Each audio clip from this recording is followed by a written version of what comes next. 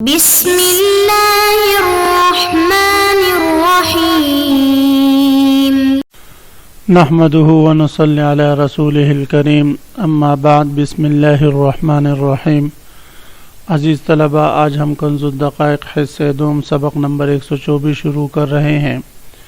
اس سبق میں ہم کتاب الدعوہ سے باب التحالف سے متعلق پڑھیں گے۔ آج کے اس سبق کا خلاصہ یہ ہے کہ اگر موجر اور مستاجر کے درمیان ہونے والے عقد اجارہ کے منعقد ہونے سے پہلے یا انعقاد کے بعد حصول منفعت سے پہلے اختلاف ہو جائے تو اس اختلاف کے بعد اگر دونوں کے پاس بینہ نہ ہو تو دونوں تحالف کی طرف جائیں گے یا نہیں، قاضی دونوں کو تحالف پر مجبور کرے گا یا نہیں۔ اسی طرح دو تین مسائل اور اختلافی ہیں کہ میاں بیوی کے درمیان اگر اختلاف ہو جائے یا مرنے والے کے وارث اور زندہ شوہر یا زوجہ کے درمیان اختلاف ہو جائے تو ان اختلافات کی صورت میں تحالف ہوگا مدعی اور مدعی کے درمیان یا نہیں۔ تو اس سے متعلق انشاءاللہ آج کے سبق میں ہم تفصیلاً پڑھتے ہیں۔ عزیز طلبہ، تو آتے ہیں کتاب کی طرف۔ سب سے پہلے ہم عبارت پڑھتے ہیں وَلَوْ اخْتَلَفَا فِي الْإِجَارَةِ قَبْلَ الِاسْتِيفَاءِ تَحَالَفَا وَبَعْدَهُ لَا والقول للمستأجر والبعض معتبر بالكل وإن اختلف الزوجان في متاع البيت فالقول لكل منهما فيما صلح له وله فيما صلح لهما فإن مات أحدهما فللحي ولو أحدهما مملوكا فللحر في الحياة وللحي في الموت واختلفا في الإجارة قبل الاستيفاء۔ اس عبارت میں مصنف علیہ الرحمہ یہ مسئلہ ذکر فرما رہے ہیں کہ اگر موجر اور مستاجر اجرت پر دینے والا مستاجر اور اجرت پر کوئی چیز لینے والا، اگر موجر اور مستاجر دونوں کا اختلاف ہو جائے عقد اجارہ میں، پھر یہ اختلاف یا تو عقد اجارہ کی مدت کے بارے میں ہوگا کہ موجر کہے میں نے 1 سال کے لیے آپ کو اس کو اجرت پر دی ہے 100 درہم کے بدلے، مستاجر کہے نہیں 100 درہم کے بدلے میں آپ نے 2 سال کے لیے دی ہے، یا اختلاف ثمن اجارہ کے بارے میں ہوگا کہ وہ کہے موجر کہے 1 سال کے لیے 200 درہم کے بدلے میں نے دیے، مستاجر کہے 1 سال کے لیے 100 درہم کے بدلے میں دی ہے۔ تو اگر یہ اختلاف قبل الاستیفاء ای قبل استیفاء المنفعت، منفعت کے حصول سے پہلے ہو، موجر اور مستاجر کا یہ اختلاف اجرت ہے اس کی مقدار سے متعلق ہو یا عقد اجارہ کی مدت سے متعلق ہو، ان دونوں صورتوں میں اگر یہ اختلاف منفعت کے حصول سے پہلے ہو، ابھی تک مستاجر نے اس گھر سے یا اس کرائے کے گاڑی وغیرہ سے ابھی تک کوئی فائدہ حاصل نہیں کیا، تو اگر یہ اختلاف قبل الاستیفاء ہو تو تحالفہ دونوں قسم اٹھائیں گے، یعنی موجر اور مستاجر دونوں قسم اٹھائیں گے۔ دونوں قسم شیخین رحمہ اللہ تعالیٰ کے ہاں تو اس لیے اٹھائیں گے کہ یہ دونوں قسم اس لیے اٹھائیں گے کہ عقد اجارہ قبل استیفاء المنفعات بھی، یہ اختلاف بھی مبیع پر قبضہ کرنے سے پہلے بائع اور مشتری کے درمیان واقع ہونے والے اختلاف کی طرح ہے، تو وہاں پر بھی تحالف ہے، تو اسی طرح یہاں پر بھی تحالف ہوگا۔ وَبَعْدَهُ لَا يَتَحَالَفَانِ، اور اس کے بعد یعنی اگر استیفاء منفعت کے بعد ہو، مستاجر جو چیز وہ کرائے پر لے رہا ہے، گھر 1 سال کے لیے کرائے پر لے لیا، 1 سال اس میں رہ گیا، اس کے بعد پھر اختلاف، ایک کہے کہ 2 سال کے لیے اجرت پر لیا تھا میں نے، وہ کہے 1 سال کے لیے لیا تھا، یا کہے کہ اجرت اس کی 100 درہم تھی اور دوسرا کہے 200 درہم تھی، تو یہ اگر حصول منفعت کے بعد اختلاف ہو تو پھر لا یتحالفا، پھر اس صورت میں دونوں قسم نہیں اٹھائیں گے، بلکہ اس صورت میں آگے آ رہے کہ مستاجر کا قول معتبر ہوگا مع یمینہ۔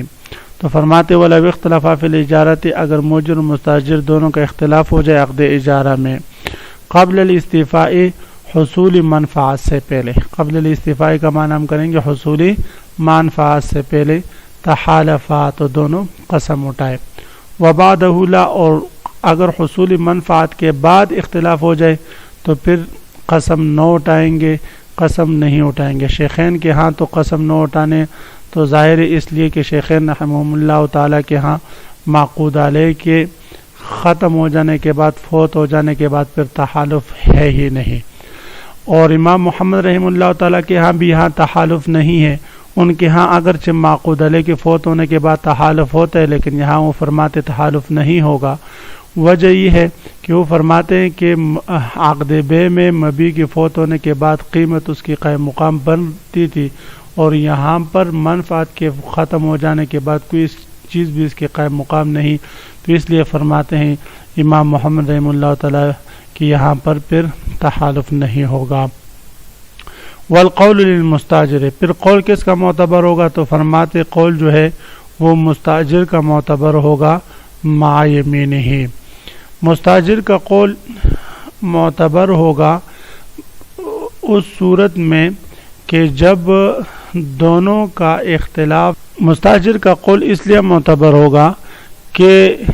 اب یہاں پر حصول منفعت کے بعد مستاجر پر ہی جو ہے عقد اجارہ میں اجرت لازم ہو چکی ہے، اور تحالف کی صورت تو اس لیے تھی کہ تاکہ تحالف اٹھا کر عقد کو فسخ کر لے، یہاں پر تو مستاجر منفعت حاصل کر چکا ہے، اب فسخ عقد کی کوئی صورت باقی نہیں رہی، تو اس لیے فرماتے تحالف ثابت نہیں ہوگا، اور مستاجر جو کہ جس پر اجرت لازم ہو چکی ہے اسی کا قول معتبر ہوگا۔ والبعض معتبر بالکل، اب یہ اس عبارت میں یہ مسئلہ بیان فرما رہے ہیں کہ اگر مستاجر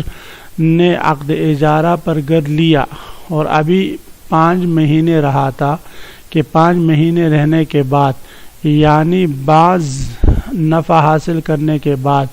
موجر کہتا ہے میں نے 1 سال کے لیے اجرت پر دیا آپ کو، اور وہ کہتے نہیں 2 سال پر، تو بعض منفعات کے بعد اگر اختلاف ہو جائے تو اس بعض منفعات کی حصول کو ہم کل منفعات کی حصول پر قیاس کریں گے، یعنی جس طرح کل منفعات کی حصول میں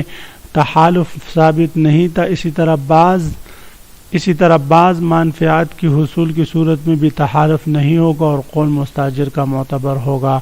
والبعض معتبر بالکل، اور بعض منفعات کی صورت میں، بعض حصول منفعات کی صورت میں معتبر بالکل، والبعض معتبر بالکل، اور بعض حصول منفعات کی صورت میں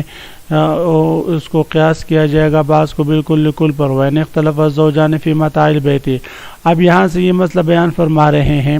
کہ اگر میاں بیوی کا اختلاف ہو جائے، شوہر کہے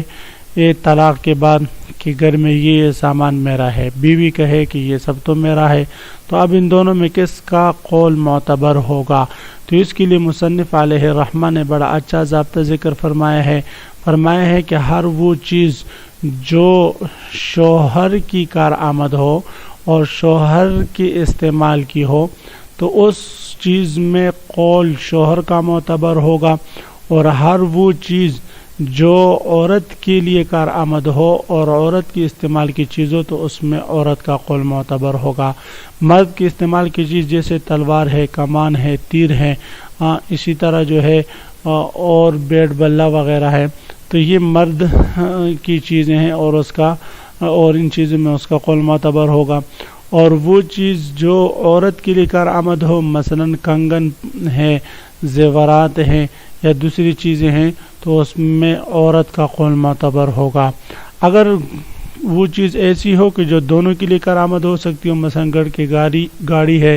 یا جو ہے موٹر سائیکل ہے، یا اس کے علاوہ گھر میں سامان ہے، بستر ہے وغیرہ ذالک، تو وہ دونوں کی کام کی چیزیں ہیں، دونوں کے استعمال کی چیزیں ہیں، تو اس میں پھر کس کا قول معتبر ہوگا؟ تو فرماتے اس میں مرد کا قول معتبر ہوگا، اس لیے کہ ایسی چیزیں عام طور پر مرد ہی گھر میں لاتا ہے۔ وَإِنِ اخْتَلَفَ الزَّوْجَانِ، اگر زوجان کا اختلاف ہو جائے فی متاع البیت، گھر کے سامان میں، فالقول لکل منہما، تو دونوں میں سے ہر ایک کا قول معتبر ہوگا، فی ما صلح لہ، اس چیز میں جو چیز اس کی استعمال کی ہو، وَلَهُ فِي مَا صَلُحَ لَهُمَا، اور ہر وہ چیز جو دونوں کی استعمال کی ہو، فی ما صلح لہما، جو دونوں کی استعمال کی ہو، تو اس میں صرف مردی کا قول معتبر ہوگا۔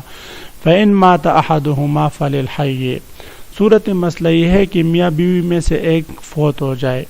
شوہر فوت ہو جائے، شوہر کے ورثہ آ کر عورت سے کہیں کہ یہ چیز ہمارے وارث کی تھی لہذا یہ ہمیں میراث میں ملے گی، اور عورت کہے کہ نہیں یہ چیز میراث میں نہیں جائے گی، یہ تو میری ہے، تو فرماتے ہیں فللحی، تو اس صورت میں عورت کا قول معتبر ہوگا۔ اسی طرح اگر عورت فوت ہو جائے اور مرد کا اور عورت کے وارثوں کا ماں باپ کے اختلاف ہو جائے، عورت کے وارث کہے، ماں باپ کہے کہ یہ چیز تو ہم نے اپنے بیٹے کو دی تھی، یہ چیز ہی تھی لہذا یہ میراث کی ہے، ہمیں میراث میں ملے گی، اور باپ کے اور شوہر کہے نہیں یہ تو میرے ذاتی ہے، تو فللحی، شوہر کا قول معتبر ہوگا۔ وَلَوْ أَحَدُهُمَا مَمْلُوكًا، اگر ان دونوں میں سے کوئی ایک مملوک ہو، یعنی زندہ بچنے والا مملوک ہے، غلام ہے، دعویٰ کرنے والا، اور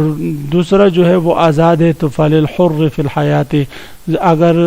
حر آزاد ہے تو اسی کا قول معتبر ہوگا، اور سامان سارا کا سارا جو ہے وہ حر ہی کے لیے ہوگا اس کی زندگی میں۔ وللحی فی الموت، اور موت کی صورت میں زندہ کا قول معتبر ہوگا، یعنی جب زوجین میں سے کوئی ایک مر جائے اور گھر کے سامان میں اختلاف ہو جائے میت کے ورثہ کے ساتھ، تو فرماتے ہیں اگر ان میں سے ایک فوت ہو جائے تو فوت ہونے کے بعد سامان سارا کا سارا وہ حی کا ہوگا، زندے کا ہوگا۔ وللحی فی الموت، اور موت کی صورت میں وہ للحی، حی کے لیے ہوگا، زندہ شخص کے لیے ہوگا۔ تو عزیز طلبہ، اسی مسئلے کے ساتھ آج کے سبق کا اختتام ہوا۔ آپ حضرات اس سبق کو خوب غور سے سنیں، یاد کریں۔ اللہ تعالی ہم سب کا حامی و ناصر، آمین، وآخر دعوانا ان الحمدللہ رب العالمین۔